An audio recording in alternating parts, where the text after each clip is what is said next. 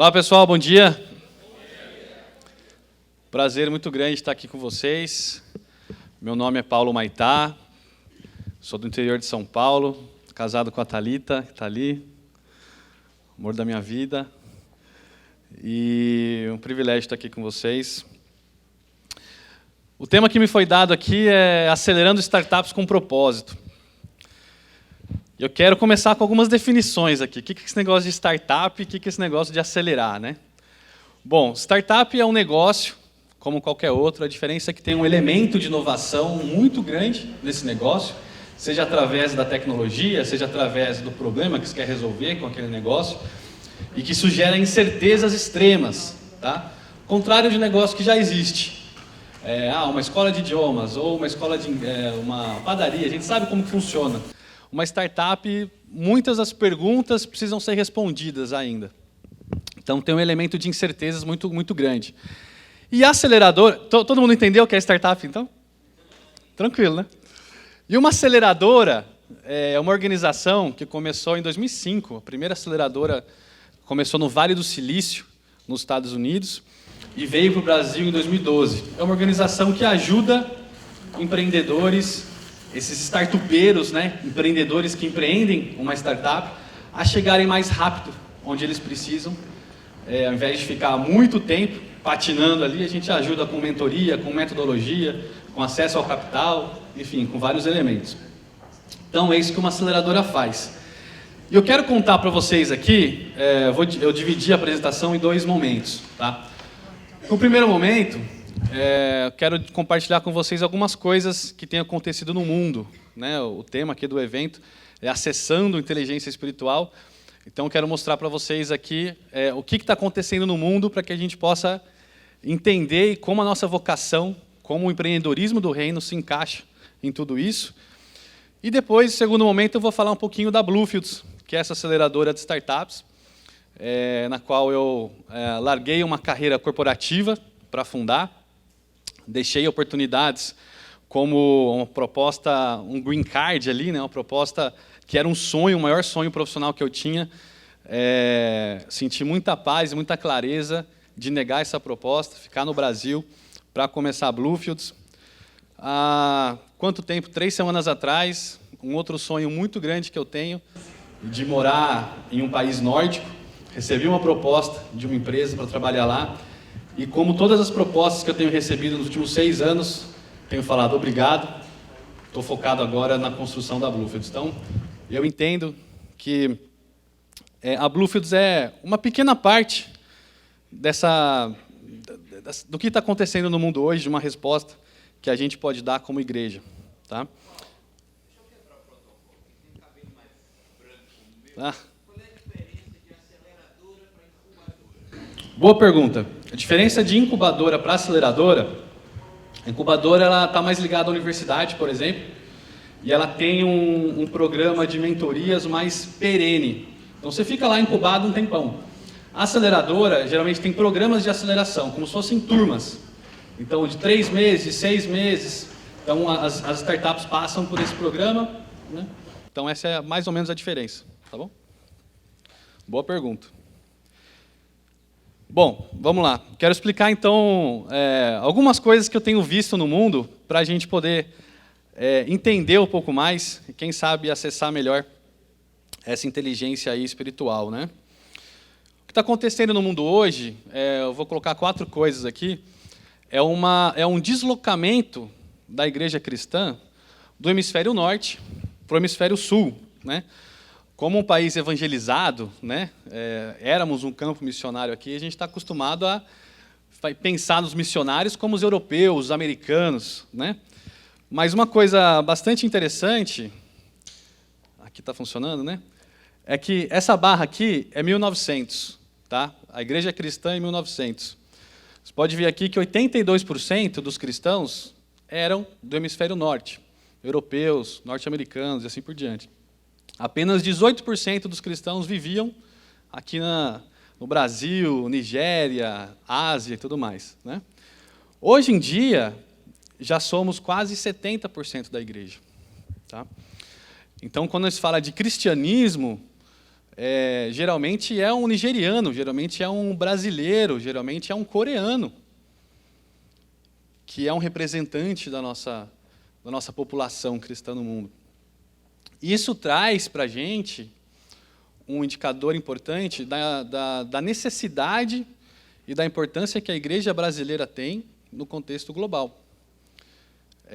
Da gente começar a se perguntar cada vez mais o que nós podemos fazer como igreja para o mundo.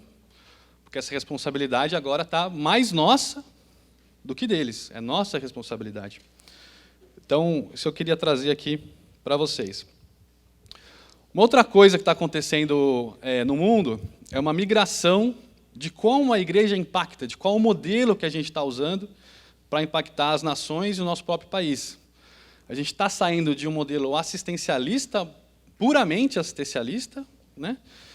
Porque a gente viu que o assistencialismo ele não transforma países para um modelo de desenvolvimento. Vou dar alguns exemplos aqui. O Haiti.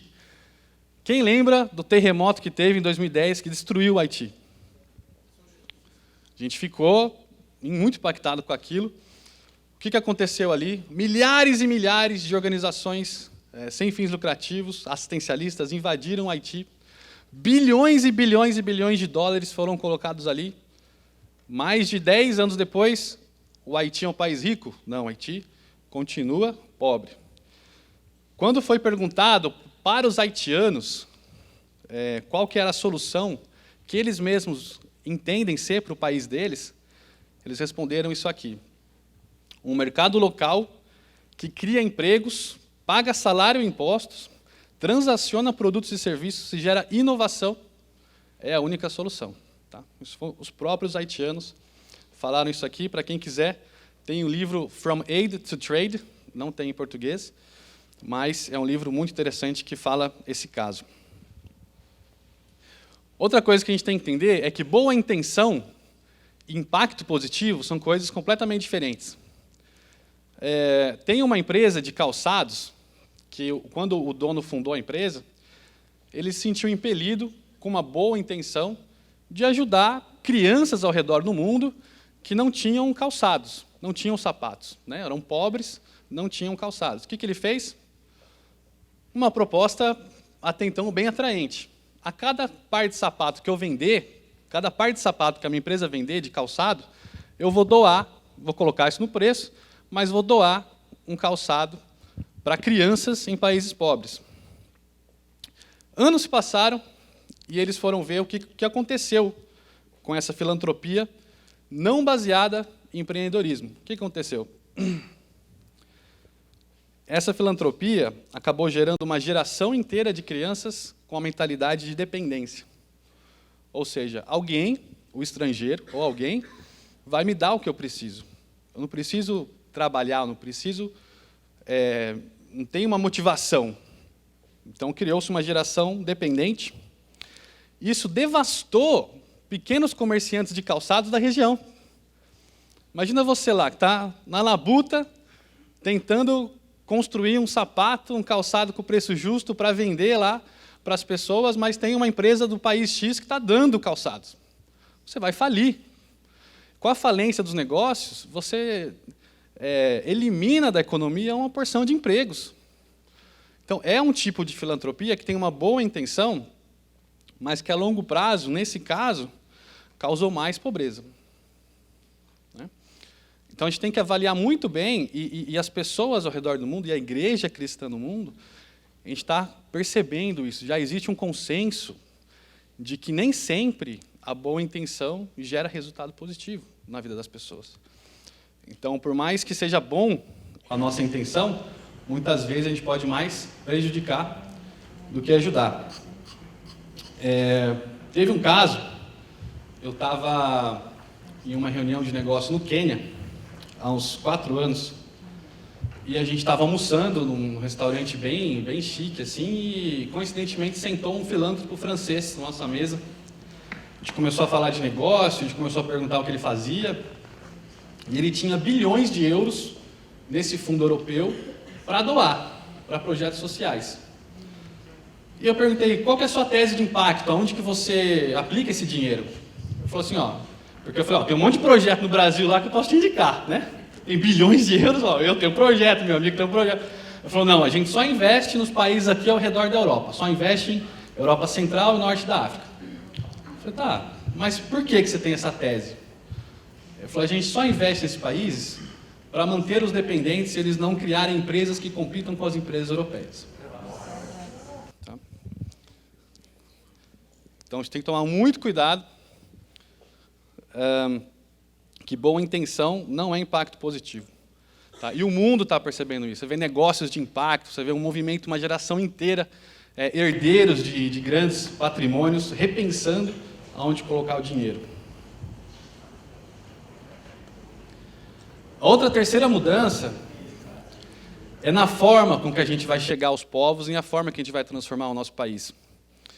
A gente, por muito tempo, terceirizou na nossa igreja a missão para os missionários, para as agências missionárias. Mas tenho certeza que Deus tem feito um movimento no Brasil e no mundo de a gente, no local de trabalho, ter essa compreensão de que a gente também faz parte da missão de Deus. A gente cresceu ouvindo na igreja de que existem 4 formas de você participar da missão de Deus. Quais são? Tenho certeza que vocês sabem. Orando, que geralmente é a senhorinha lá, é o papel da senhorinha lá, da igreja. Grupo de oração. Contribuir. Quem é essa responsabilidade de contribuir? O empresário. Né? Geralmente é um empresário, profissional lá. O papel que eu tenho é contribuir. Depois, indo, que geralmente é o jovem lá que vai largar sua profissão, largar tudo e vai ir para a África. E enviando, que é o pastor. Né? Então, geralmente, você escolhe um e você fica satisfeito. Estou participando na missão de Deus. Mas, talvez não seja tão bíblico. Me parece que a grande comissão é para todos. E que não é uma escolha entre fazer um ou outro, é fazer todos. A gente tem que orar por isso, a gente tem que ir, a gente tem que contribuir, a gente tem que enviar quanto igreja. Eu estive nas Filipinas, em 2019, fui convidado para falar, foi um dos desafios maiores da minha vida, porque se dependesse de mim eu não falava em público em nenhum lugar. Mas tinha 800 pessoas nas Filipinas, foi com o Fórum Mundial de Trabalho, organizado pelo Movimento Lausanne. E eu falei lá da Bluefields também para 800 profissionais de mais de 100 países, empresários. E o que mais me chamou a atenção nesse evento, inclusive dividi palco lá com o João Mordomo, que está aqui, em algum lugar. Ali. Ele lembra do meu nervosismo. E o que mais me chamou a atenção nesse congresso foi uma carta escrita por missionários e pastores, publicada na Christianity Today. É uma carta bastante extensa, eu recomendo que vocês procurem, tem a carta inteira em português, mas ela diz mais ou menos assim: essa carta foi escrita por missionários e pastores, né? Quero me arrepender por ver os 99% da igreja existindo somente para financiar o nosso ministério. 1% da igreja, que são aquelas pessoas que vão se sentir chamadas para serem missionários e pastores, 1% da igreja não é suficiente para fazer discípulos de todas as nações. Então, não é para ter essa divisão, né, do 1%, dos 99%, e os 99% como papel de financiar a missão dos 1%. Não é esse o modelo de Jesus, né, porque ele chamou a gente. E tem essa famosa frase do Billy Graham, que foi um dos fundadores do movimento Lausanne. Acredito que um dos próximos movimentos de Deus será através de cristãos no local de trabalho, no mercado. Então, isso já está acontecendo. Vou falar mais da aceleradora, mas vou contar uma história aqui bem interessante que aconteceu, bem recente. Quando a gente começou o último programa de aceleração, vieram as startups, e logo nos primeiros contatos que a gente teve com esses empreendedores, teve um empreendedor especial que fundou uma das principais startups hoje desse setor no Brasil, está dentro do Cubo, lá do Itaú, para quem conhece. E a gente começou a acelerar essa startup, ele chegou para a gente e falou assim, eu participei aí de outros programas, né, com outras aceleradoras, eu não acredito em Deus, mas eu senti alguma coisa diferente aí, nesse início com vocês. eu queria perguntar, vocês são uma aceleradora ou vocês são missionários? Perguntou isso para a gente. Com a maior naturalidade do mundo, vou falar por quê, a gente falou, nós somos os dois. Isso passou. 5 meses depois, quando terminou o programa de aceleração, a gente tem uma apresentação pública para todo mundo, mostrando os resultados desse projeto. E essa mesma startup, essa mesma empresa falou assim, os valores do reino que a gente teve aqui na aceleração mudaram completamente a cultura da nossa empresa. Para quem quiser saber mais, está lá no YouTube, lá, Empresas do Reino, essa mesma empresa apresentando os resultados. Quando a gente falou um pouquinho, né, Júnior, de ecossistema ontem, como acelerar o ecossistema de empreendedorismo no reino, no nosso país, o ecossistema ele é formado por vários agentes, né? Quando a gente fala de empreendedorismo, ecossistema de empreendedorismo, esse ambiente onde você vai criar, gerar negócio, você tem 2 funções. Ou você é chamado para empreender, tem uma ideia e vai empreender, igual todo mundo que está vendo no caixote aqui, ou você tem a função de facilitar a vida do empreendedor.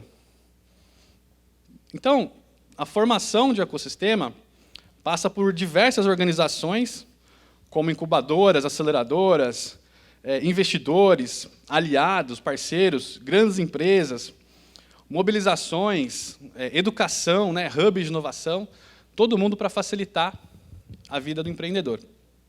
Quando a gente falava de empreendedorismo do reino, em 2014, tinha o Congresso da Valorem já, né? E não tinha mais nada. Então, tinha alguns pioneiros, alguns mobilizadores, o Jason, vindo lá dos Estados Unidos, falando muito sobre Business as Mission, né, negócio com missão, algumas outras pessoas, e você não tinha isso materializado. 2014 para 2022, 8 anos. Né? A gente está falando aqui de 8 anos. Isso aqui é um pouquinho do que a gente tem no Brasil hoje, quando a gente fala de empreendedorismo do reino. Que tem a Valorem, que para mim é o principal e mais tradicional evento desse nosso ecossistema. Ontem vocês viram a história da Transpes, do Sandro, um empresário do tamanho do Sandro, né? Vim aqui falar meu negócio é meu campo missionário. Deus está fazendo alguma coisa, né? Então tem diversas organizações, tem até podcast, gente. Quem gosta de ouvir podcast como eu aí, o pessoal do Empreendendo no Reino entrevista muita gente que está nas grandes empresas, empresários, explicando a trajetória deles, a jornada deles com Deus, nos negócios. Então, o Valorem é uma excelente porta de entrada também, para que você conheça vários desses negócios e que, ao mesmo tempo, são ministérios e têm impactado muitas pessoas. Uma outra coisa, e a última coisa, que está acontecendo aí no mundo, antes a gente tinha a tecnologia como um setor, né? Trabalho na indústria tecnológica, eu trabalho no setor de tecnologia. Com a transformação digital, a digitalização, a pandemia acelerou muito esse processo também, hoje já não se vê assim, hoje tecnologia está em todos os setores. Né? Você está numa empresa de logística, está pensando em blockchain para melhorar a rastreabilidade do processo. Você está lá numa indústria alimentícia, você está pensando em aplicar inteligência artificial para melhorar o seu processo. Você está lá numa empresa de mercado financeiro, você está usando lá a ciência de dados para melhorar as suas projeções e atender melhor seu cliente. Né? Então, a tecnologia, não preciso nem explicar muito aqui, né? Já está batido isso, mas a tecnologia em todos os setores. Eu falei aqui da... Onde que eu pus o negócio aqui? Falei aqui desse ecossistema, né? Das aceleradoras, incubadoras que a gente tem no Brasil, que são focadas em empreendedorismo do reino. Hoje a gente tem uma rede global de aceleradoras. Assim como a Bluefields aqui no Brasil, nós somos a única organização desse tipo aqui na América do Sul, mas existem vários irmãos e irmãs aqui fazendo exatamente a mesma coisa que a gente. Trabalhando com startups, trabalhando com tecnologia e inovação, com valores do reino. Essa galera aqui a gente reuniu em março, comecinho de março no Egito. A gente ficou uma semana lá, planejando essa nossa rede, aprendendo uns com os outros, orando muito juntos. Tem do momento de prevenção de burnout, que é uma galera que trabalha muito. Então você tem aceleradoras no Egito, tem aceleradoras no Quênia, em Gana, em Uganda, tem aceleradoras na Europa, no Vale do Silício, em Mongólia, na China. Uma galera que entendeu tudo isso que eu estou falando aqui para vocês e que está acelerando empreendedores nos seus países, sejam cristãos ou não, esses empreendedores, mas na perspectiva de reino, como esse último caso que eu compartilhei com vocês. Bom, a primeira startup a gente nunca esquece, né? Esse é o Danilo Leite, ele é de São José do Rio Preto, no interior de São Paulo. Quando a Bluefields, quando a gente lançou, a gente publicou a primeira turma de aceleração, passou um mês, ninguém se inscreveu. Ficou um mês e falou, nossa Deus, então não era para fazer isso. E o Danilo foi o primeiro que se inscreveu no dia 31, depois que a gente lançou a inscrição. O Danilo se mudou para São Paulo, ele tinha uma ideia para ajudar negócios pequenos, né, pequenos comerciantes, através da tecnologia, uma fintech, uma startup que atua com serviços financeiros. E o Danilo desenvolveu muito o seu negócio durante a aceleração, encontrou um mercado-alvo, encontrou sócios, encontrou parceiros, e logo depois ele se mudou completamente com a sua família também para São Paulo, e ele foi comprado pela Stone, que é uma das principais empresas hoje do mercado financeiro no Brasil, vale mais de bilhões aí de dólares, e hoje ele compreendeu seu papel missional no mercado, hoje ele é um missionário dentro da Stone. Ele não só vendeu sua startup para a Stone, mas hoje atua como um líder lá de parcerias estratégicas e faz discípulos dentro de uma empresa gigantesca, que é a Stone. Essa é um pouquinho da Bluefields. Vou falar aqui mais ou menos mais uns 20 minutos, depois a gente abre para perguntas. Tá? 2016, quando eu abandonei as oportunidades de trabalho que eu tinha, abandonei um plano de carreira que eu tinha feito para mim de 10 páginas, porque eu entendi que a minha carreira ela não pertencia a uma empresa, e muito menos a mim, mas pertencia ao Senhor. E eu coloquei 20 pessoas numa sala, fiz esse slide aqui, com a palavra como em vários idiomas, nem sei se está certo aí os idiomas que eu joguei no Google Tradutor. Tinha umas 20 e poucas pessoas. Eu falei, gente, vamos montar uma aceleradora de startups aqui, com princípios do reino, só que é o seguinte, não tenho a menor ideia de como fazer isso. E algumas dessas pessoas toparam entrar comigo aí nessa jornada. Essa é uma foto do final do ano passado, na festa da firma, onde que a gente faz todo ano aí o churrascão. E tem as pessoas, tem seus familiares. E essa é a nossa missão, esse é o nosso propósito. A gente quer transformar vidas através do empreendedorismo. Então tem algumas histórias de transformação para contar para vocês ao longo dessa apresentação. Por que Bluefields? Blue vem de oceano azul, né? Azul, blue de oceano azul. Porque são onde estão, ao contrário do oceano vermelho, que tem muita competição, esse conceito de oceano azul está ligado à inovação, à tecnologia. E por que fields? Né? Porque campos missionários. Então, nós somos missionários atuando com tecnologia e inovação. Tá? Por isso que ficou fácil de responder aquela pergunta que fizeram para a gente. Tá? Esse é o porquê do Bluefields.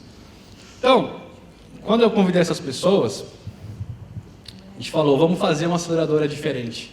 A gente não quer ser mais uma aceleradora, a gente quer fazer isso com valores, princípios do reino. E isso aqui é o que tem por trás de toda a nossa metodologia. Né? A gente quer impactar as pessoas na intersecção entre empreendedorismo, empregos e inovação, cultura, ética e anticorrupção, e pessoas, discipulado e família. Tá? Então, tudo que a gente faz na Bluefields, a gente está com essas três, na intersecção dessas três áreas aí. E a gente usa, de uma forma prática, um framework, que é um modelo.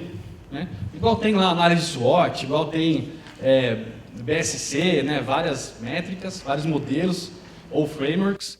Esse aí é o modelo de negócio do reino, empreendedorismo do reino. A gente define uma empresa do reino lá na Bluefields como uma empresa que traz impacto positivo para o mundo, gerida por líderes preparados, que usa tempo, talento e dinheiro para satisfazer as necessidades físicas e espirituais das pessoas. Então, o negócio do reino tem a ver com propósito e estratégia, tem a ver com gestão e cultura e tem a ver com impacto e discipulado. Tá? Basicamente, por cima, é isso que é integrado em todas as startups que a gente acelera, a gente utiliza esse modelo. Esse é um pouquinho do nosso time, a Iô, o setor de marketing, Gabi, acompanhando as startups, a Karina, cuidando de toda a experiência que os empreendedores têm ao longo do programa, Marina, redes sociais, Roberto, nosso vice-presidente, e a Thalita, minha esposa ali, cuida de pessoas e gestão de forma geral. E esses aqui são as pessoas que acreditaram desde lá do começo. Uma delas é a Linda, que está aqui, da 1212, está ali. São nossos conselheiros, tá? São parte do nosso board, onde a gente toma as decisões estratégicas junto com essas pessoas. Paulo Lali está nos livros de marketing aí, ele foi responsável pela reinvenção das Havaianas, principal case brasileiro de branding, foi vice-presidente da Natura. O Vinícius fundou uma startup chamada Stude, vendeu para o grupo Croton. O Paulo Mendes é vice-presidente financeiro global da SAP. E assim por diante. Pessoas incríveis. Recentemente a gente tem viveu um momento muito difícil na Bluefields. E essas pessoas aqui não só acreditaram, dedicando o seu tempo, mas também de forma sacrificial. E eu queria agradecer publicamente essas pessoas aqui, sem as quais a gente não estaria hoje compartilhando sobre a Bluefields e continuando a cumprir a nossa missão.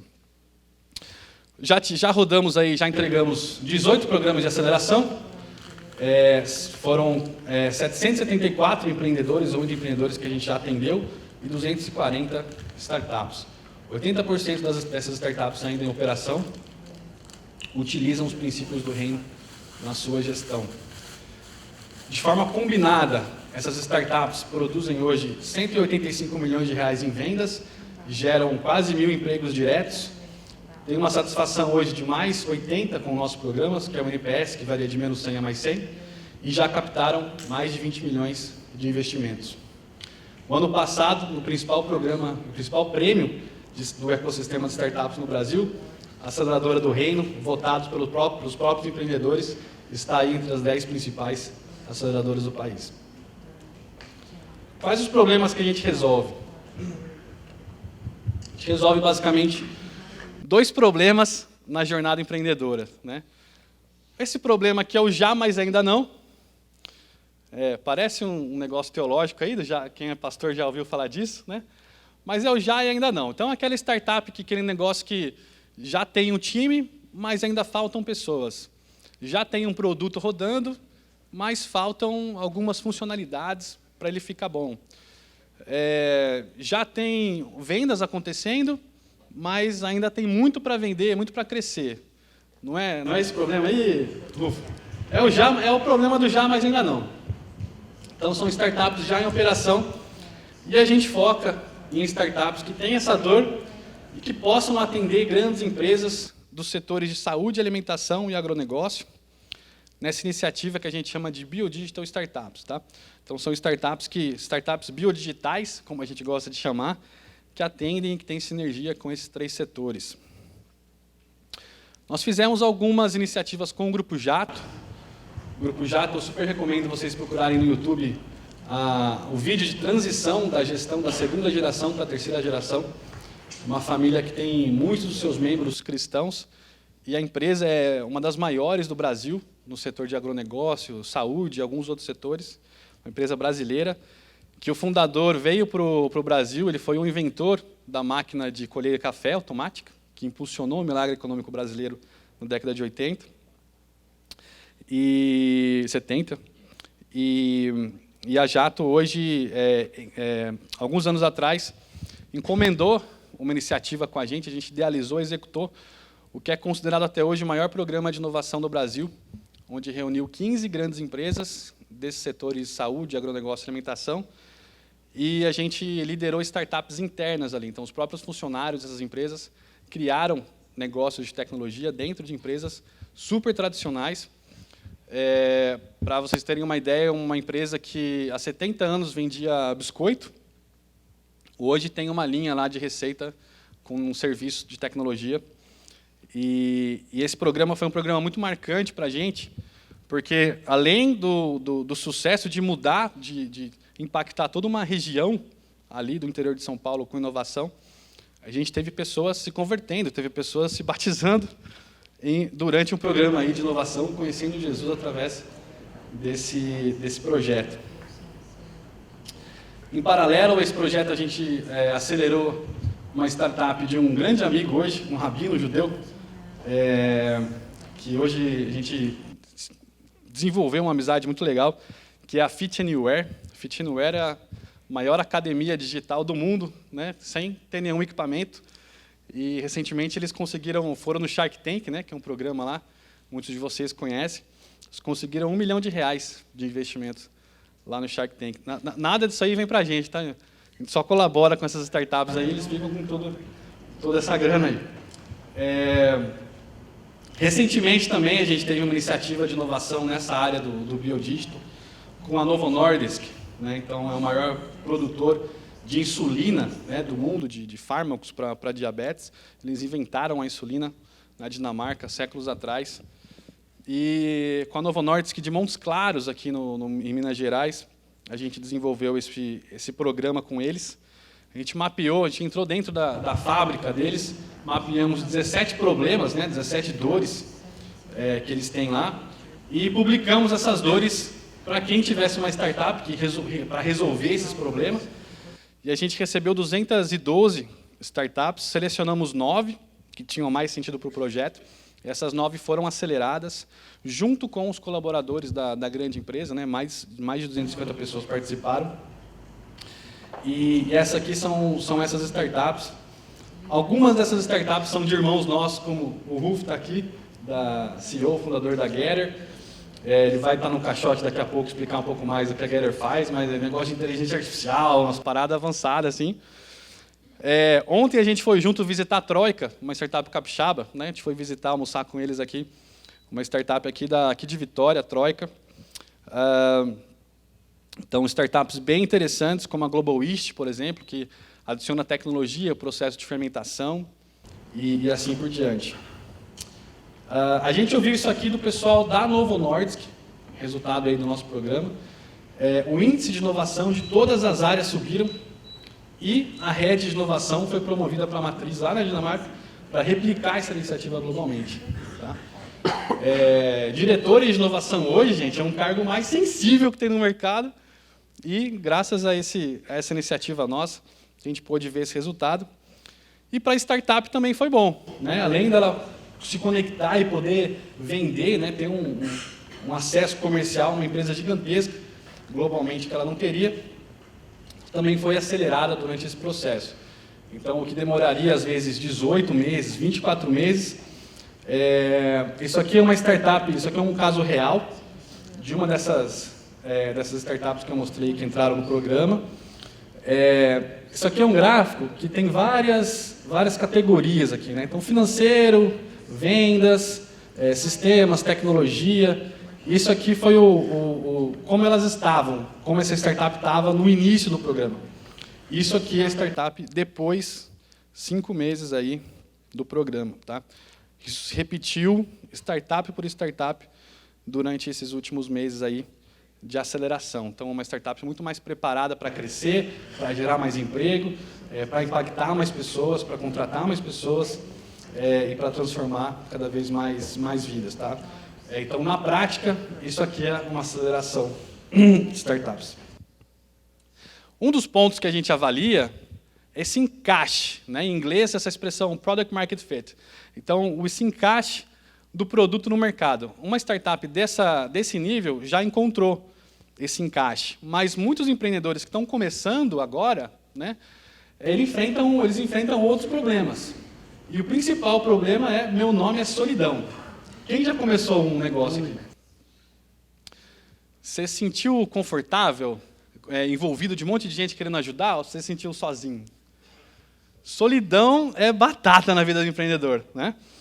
E esse aqui é o grande problema. Você se vê com uma ideia, você se vê com...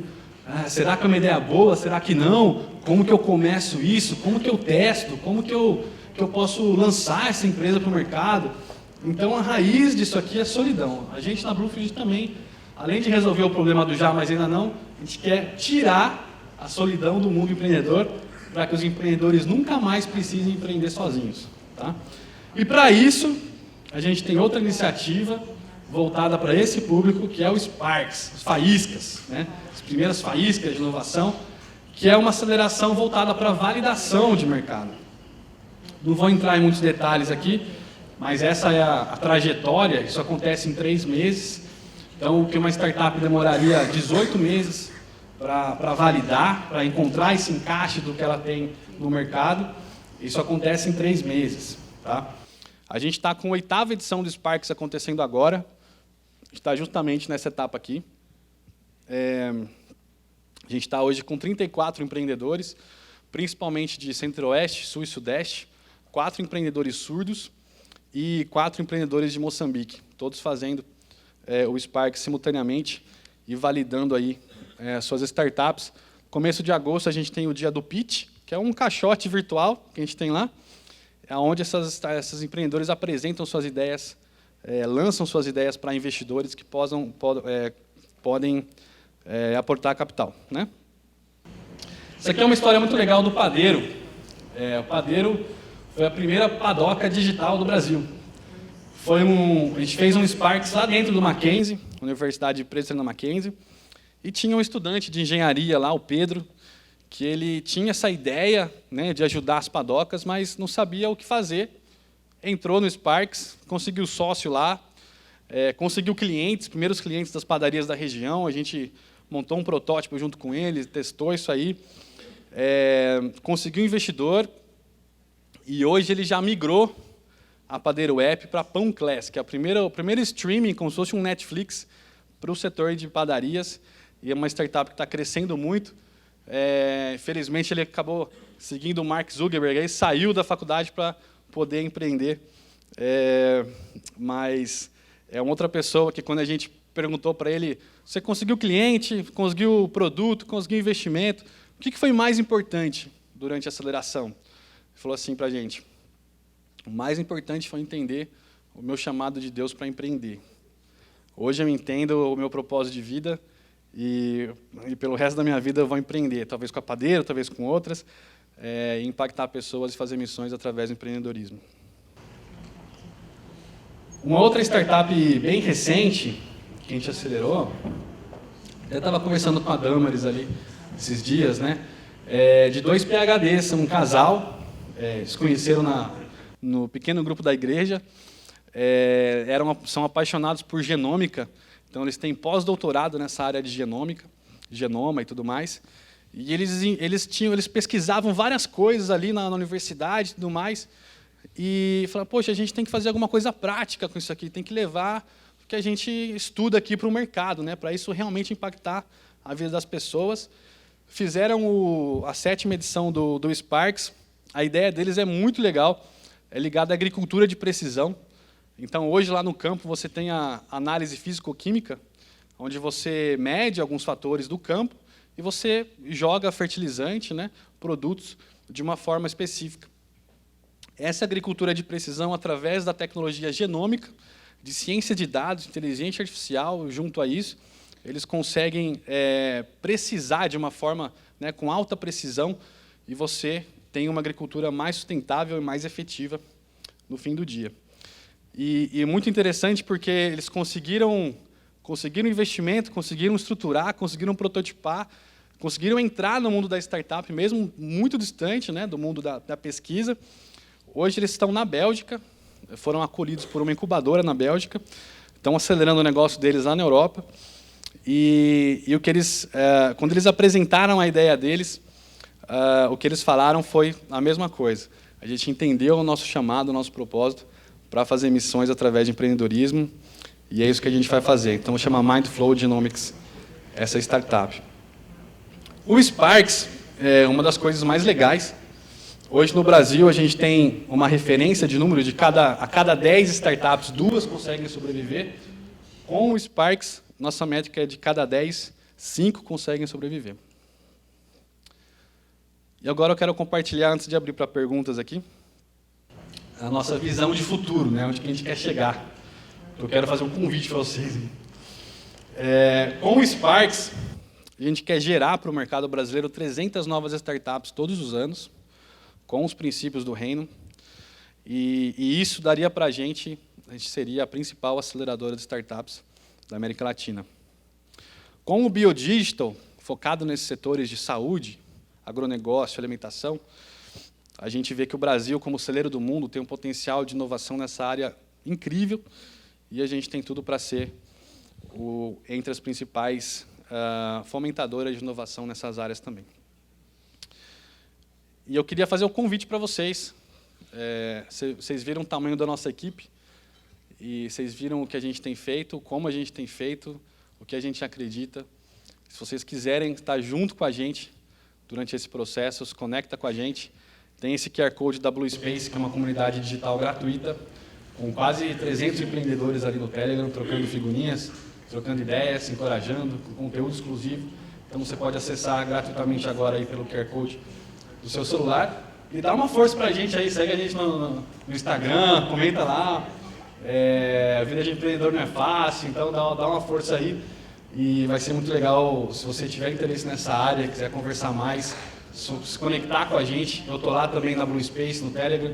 Então, um clique aí a gente consegue conversar, marcar um café virtual, presencial e ver como que a gente pode colaborar aí para continuar transformando vidas através do empreendedorismo. Gente, muito obrigado por me ouvirem aí nesses 42 minutos. E eu teria 1h15, mas quero abrir para perguntas aí, se vocês tiverem alguma coisa para perguntar.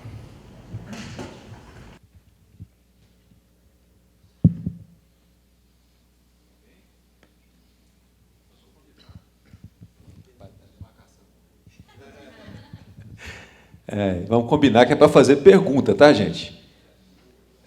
Né? Discurso é depois, né? Agora não, agora é pergunta. Eu quero fazer uma pergunta, então, Paulo. Alguém aqui está com uma ideia bacana, achando assim que pode ser, pode não ser. Como é que é a entrada? Como é que é? Ela liga para o Paulo como é que é o acesso para poder começar uma conversa, para saber se vale a pena? Como é que é? Legal, boa pergunta. O Sparks acontece 2 vezes por ano, né? Cada semestre a gente roda um Sparks, e ele é feito perfeitamente para pessoas que têm esse ímpeto empreendedor, mas ainda não sabe dar os próximos passos, não sabe como colocar um produto no mercado, como testar. A gente vê muitos empreendedores fazendo isso sozinhos, e aí a pessoa gasta milhões de reais ou dinheiro que não tem, o tempo que não tem, fica um ano inteiro tentando fazer uma coisa que, quando vai pôr para vender, ninguém compra, ninguém baixa o aplicativo que ele criou, ninguém faz nada, porque ele não teve um bom processo de validação, que é justamente o foco do Sparks. Então, se quer começar a empreender, minha recomendação principal seria participar da próxima turma aí do Sparks, se conectar na Blue Space e ver as novidades ali, ficar atento. Legal. Deixa eu levar o microfone aí, acho que melhor do que aqui na frente. Muito boa a pergunta do Júnior. E só complementando, para quem está começando um business, um negócio, e começando do zero, é uma pessoa que está iniciando, vocês também ajudam na questão do marketing? Sim, a gente ajuda. O Sparks é justamente para essa pessoa que está começando. Tá? A gente entende, de vários experimentos que a gente já fez. Estou falando de várias coisas que deram certo aqui, gente, mas em 2016 a gente acelerou a falência de mais de 20 empresas, tá? A gente acelerou a falência. Hoje a gente está melhor, mas com esses aprendizados a gente viu que o que o empreendedor faz, geralmente, é desenvolver um produto. E aí, no decorrer do processo, ele vai desenvolver uma estratégia de marketing. Mas fica a coisa mais importante a se fazer antes do produto, antes do marketing, é o cliente. Você desenvolver o cliente primeiro. Então, a gente começa por isso, e aí depois, quando esses processos forem validados, porque você tem hipótese, será que ele vai querer? Será? Então, você vai testar isso, prototipar isso, e aí depois a gente vai criar junto uma estratégia de como pôr isso no mercado, que seria o marketing. Tá? Paulo, quando você diz acelerou a falência... Aqui. Acelerou a falência, né? Quando você diz acelerou a falência, Isso, a gente acelerou a falência, porque isso, se a gente acelerou a falência, eu quis dizer que a gente mostrou que não funcionava a ideia. Foi exatamente o que aconteceu. O que eu acho que é muito bom a gente acelerar a falência, porque imagina o tempão que você ia ficar frustrado, gastando dinheiro, gastando seu tempo, você podia estar fazendo outra coisa. Você saber que a sua ideia não é boa o suficiente, mais rápido, é bom, né? Mas a gente acelerou a falência no começo porque a gente também não sabia como fazer, né? Então também foi nossa culpa aí. Quem sabe alguns deles não podia dar certo. Mas tem alguns casos que isso ainda acontece. Vou dar meu testemunho então aqui, que de repente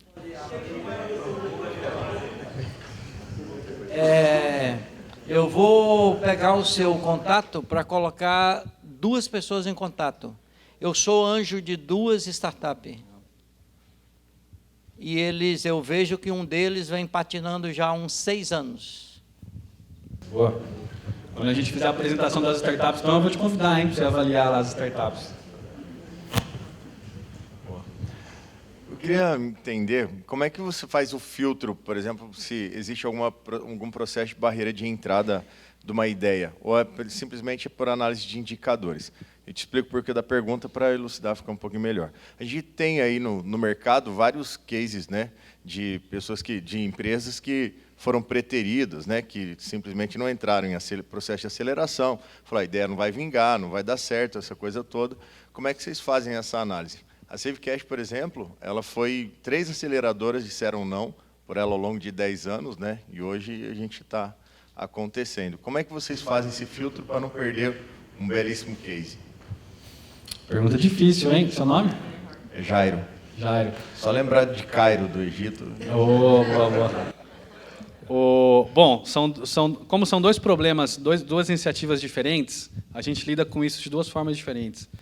No Sparks, o único filtro que a gente faz é se a ideia tem um aspecto de inovação ou não. Eu quero abrir uma construtora, quero abrir uma padaria. O Sparks não é para isso. O Sparks funciona se tem um elemento de inovação ali. É o único filtro que a gente faz. Por quê? Muitos empreendedores, durante o processo de validação, de aceleração, eles mudam. A gente fala de pivotar, né? Então, eles vão mudando, vão adequando a ideia. Então, pode ser que você entre como ideia na área da saúde e saia como ideia na área da educação. Porque você encontrou uma forma de resolver aquele problema, você investigou e você viu que a solução não era aquela que você estava pensando. Então, no Sparks, o único filtro é esse. No Biodigital, que é junto com grandes empresas, daí tem muito filtro. Por quê? Tem que ser uma startup que responde uma dor que a empresa tem, né, que a empresa pode contratá-la depois ou fazer negócio junto. Precisa ter uma estrutura maior para atender uma grande empresa, então não pode ser uma startup de uma pessoa só. Tem que ter um grupo de sócios, pelo menos. Não pode ser uma startup que ainda está na fase de validação, já tem que estar com alguma coisa funcionando, algumas vendas. Então, a gente faz toda uma análise, um filtro, tanto que a gente recebeu mais de 200 startups, só 9 a gente acelerou junto com a Novo Nordisk, né, que foi o case que eu mostrei. Mas, então, tem toda essa preocupação. Então, tem um filtro mais simples para o Sparks, que é o início, e tem um filtro mais bruto, assim, para as startups mais avançadas, né? Muitas vezes acontece que chega uma startup para esse programa aqui, a gente fala, você precisa validar, vai para o Sparks, aí depois a gente vê se você se encaixa lá, né? Paulo, bom dia a todos. Se você puder explorar um pouquinho mais em termos de metodologia do NPS, o Net Promoter Score, como que chega nesse score? E você comentou que o de você está em torno de 80, né? Se você tem uma média aí das aceleradoras, e o que você acha que tem de gap para chegar aí ao 100? E que alguém aqui talvez possa contribuir nesse sentido. Sim, não sei. Legal. Inclusive, ele ali fez a pergunta, está acelerando com a gente no Sparks, né? Boa. O NPS é um dos principais indicadores, né, de satisfação. É um indicador bem simples, e tanto de capturar os dados, né, numa simples pesquisa. Então, durante os programas, a gente mede a satisfação dos empreendedores. Esse indicador vai de menos 100 a mais 100. Tem estatísticas de Harvard que dizem que acima de 60 é excelente. Tá? O Nubank, por exemplo, que é um case no Brasil de satisfação de clientes, está 70, 75. Então, para a gente, 80 é já basicamente um milagre. Já. É praticamente impossível chegar aos 100. Assim. Então, mas claro que tem espaço para melhorar muita coisa, mas é dessa forma que a gente calcula. O Sparks, por exemplo, é acima de 90, que tem diferentes programas, mas esse aqui, no geral, a gente está acima de 80 hoje. Tá? Oi, Paulo. Além de recursos financeiros, quais áreas da empresa, da Bluefield, vocês precisam fortalecer para chegar nessa visão de 300? Vocês colocaram alguma meta, alguma data para chegar nesses 300 no ano? Boa pergunta, viu? A gente precisa hoje... hoje nós temos, além dessa equipe, a gente tem uma rede de 60 pessoas treinadas, que a gente chama de facilitadores e mentores, que ajudam a gente a fazer as entregas durante os programas para as startups. Então, são pessoas especialistas no mercado de startup ou especialistas em algum tema específico. Então, um especialista em marketing digital, por exemplo, ou um especialista em estratégia, ou um especialista em produto, em tecnologia. Então, a gente precisa aumentar, para a gente alcançar 300 startups por ano, a gente vai ter que triplicar essa rede, pelo menos, de 60 para 180 facilitadores e mentores. Porque o Sparks acontece 2 vezes por ano, e a gente está rodando hoje turmas de 30 a 40 empreendedores para rodar turmas de 150 empreendedores. Então, a gente vai precisar aumentar muito essa rede também. Opa, tamo junto então. Paulo, parabéns. Okay? Parabéns aí pelo trabalho, viu? Só queria entender um pouco o seguinte. A empresa ela vai para dentro vocês vão para dentro da empresa ajudar a entender qual é a dor, ou a gente, como empresa, leva a dor e vocês vão em busca no mercado das startups que solucionam? Como que é esse modelo de vocês? A grande empresa, né? Isso, a grande empresa. Seu nome? Clauber. Clauber. Não, a gente faz todo um diagnóstico antes, entrevista muita gente dentro da grande empresa, entende as dores, dá um banho ali, né?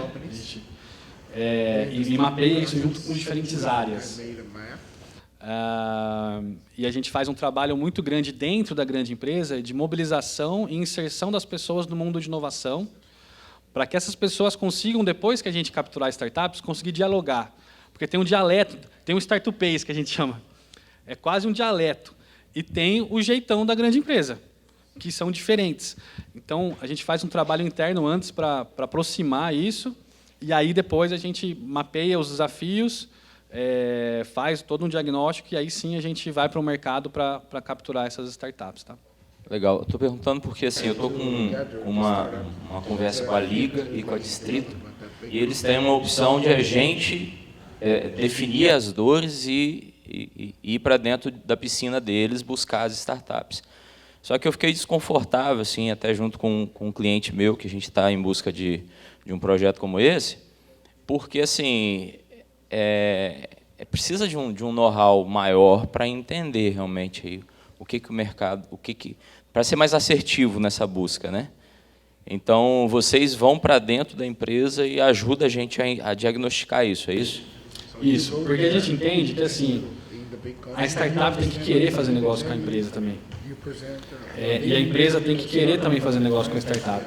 Então, quando você olha só de um lado e não dos dois, geralmente o índice de assertividade do casamento depois é menor, né? Então, por exemplo, algo que nunca aconteceu no Brasil, o Ruf está aí para falar, os colaboradores da Novo Nordisk participaram do processo de aceleração junto com as startups. Por que a gente teve essa sacada? Porque nossa cultura é relacional. Então, para você fazer negócio, você passar 4, 5 meses se relacionando, conhecendo as pessoas, conhecendo os empreendedores, entendendo as entranhas ali de uma startup, como que funciona, fica muito mais fácil depois para você pegar e ter as áreas comprarem essas ideias também, né? Que é muito importante. Você tem dentro da grande empresa áreas diferentes, com gestores diferentes, que às vezes tem problemas que vão ficando lá. Então, nossa abordagem tem essa outra linha. A gente não tem uma plataforma onde tem todas as startups que a gente já acelerou, porque Eu acho que dá um trabalhão. A startup muda muito de vez para outra, aí fica atualizando lá, entendeu? Tem que ter uma equipe só para isso. Então, a gente entende que esse trabalho mais customizado tem funcionado melhor no nosso caso. Aqui, ó. Paulo, deixa eu te perguntar. Eu sempre acompanhei essa história de startups e tal, e vejo ela muito como nascendo, funcionando em cima de empresas mais de estritamente tecnologia, né? Voltadas à tecnologia. Mas, por exemplo, sobre fabricação de produtos.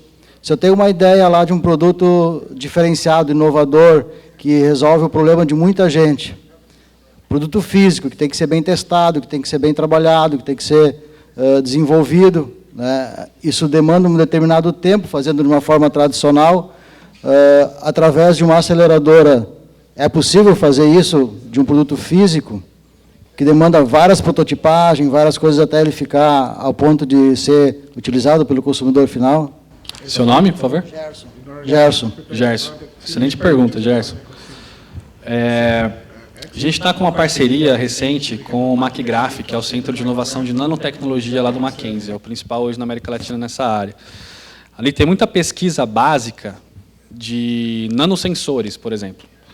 Então, você usar a nanotecnologia para sensores na área da saúde, que é um produto físico, que tem um componente de pesquisa muito forte e que é diferente de um aplicativo, por exemplo, que você consegue construir em 3 meses e pôr no mercado, né? Então, vai depender de caso a caso, né? Tem casos, por exemplo, esses pesquisadores que eu falei da genômica, eles conseguiram fazer o Sparks, conseguiram pôr no mercado, mas porque a pesquisa estava um pouco mais avançada. Então, dependendo do caso, vai precisar mais de pesquisa e desenvolvimento, né, de P&D, chegar num nível maior de prontidão tecnológica, que a gente fala, e quando tiver ali no 6, no 7, né, de 1 a 9, aí sim está pronto para acelerar como uma startup. O que a gente já fez também, junto à FAPESP, eram 150 pesquisadores, onde a gente utilizou metodologias ágeis para os grupos de pesquisa trabalharem como se fossem startups, mais na área de pesquisa, para que eles conseguissem prototipar e antecipar aprendizados para direcionar melhor as pesquisas deles. Mas eram coisas bem pontuais, adaptadas muito para a pesquisa. A gente não pode falar que eram startups ali, mas a metodologia, a cultura de se pensar com uma startup pode ajudar nesse caso. Se estiver mais avançado e puder ir mais pronto para o mercado, daí sim o Sparks, por exemplo, poderia responder também. Mais uma pergunta para encerrar aqui? Antes me perguntaram como é que a Bluefields se remunera, como é que ela se mantém. Era essa a pergunta? Essa pergunta? Vocês tem combinaram, mais gente querendo saber. Duas formas, tá?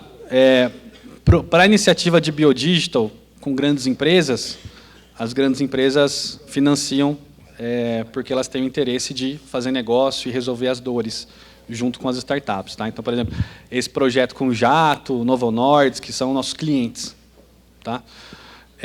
Então, isso o biodigital.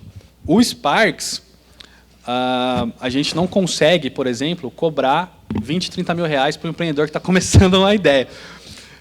Então, a gente até cobra um valor bem simbólico. Então, por exemplo, para essa jornada inteira de 3 meses, se você quiser entrar como empreendedor, você vai pagar R$ 2.700 no programa inteiro. Só que você paga por etapas, conforme você for passando por etapas, porque ele é gamificado. Então, se você não passar para a etapa 1, a gente vai falar, você não validou, volta no próximo. Então, e para subsidiar isso, o Sparks é interessante porque ninguém quer fazer validação de startups, que dá muito trabalho e não tem como ser remunerado. Então, a gente depende de mantenedores, de doadores, pessoas físicas, empresas e fundações americanas, principalmente hoje em dia, que subsidiam o Sparks para que ele chegue a um custo acessível para os empreendedores. Tá? Esse é o nosso modelo. Muito bom, Paulo. Não sei onde você está. Tá aqui.